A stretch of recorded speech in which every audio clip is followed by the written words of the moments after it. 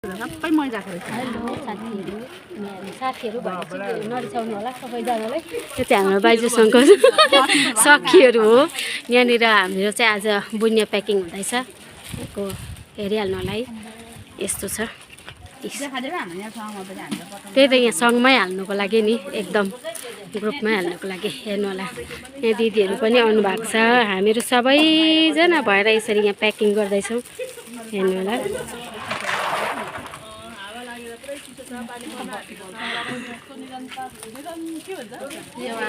निरन्तर सेवा चलिरहेको छ यहाँनिर। यस्तो चिसो छ कि सबैजना ज्याकेट स्याकेट लगाएर गुमुक्क परेर छौँ। धेरै चिसो हतार हतार गरेर भए पनि आएको छौँ। स्पिड पौडौनी नगरी आउनु भएको छ अरे हो। यहाँ हेर्नु चाहिँ कतिजना छौँ भनेदेखि चाहिँ सबैजना भेला भएर चाहिँ बिचरा सबैजना सखीहरू यहाँ भेला भएर चाहिँ रातिको सेवा चाहिँ एकदम दामी दामी हुँदैछ।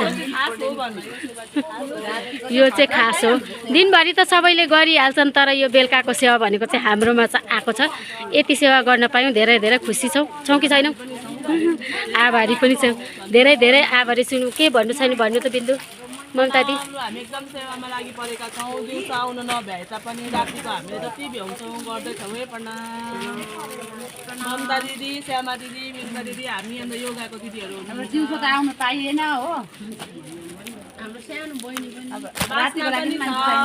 यहाँनिर हाम्रो बास्ना पनि छन्। बाइजुसँगको यसो छोटी ऊ चाहिँ एकदम।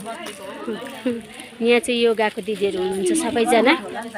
उहाँहरूले पनि बिचारा पुरा सेवा गर्नुहुँदैछ एकदम।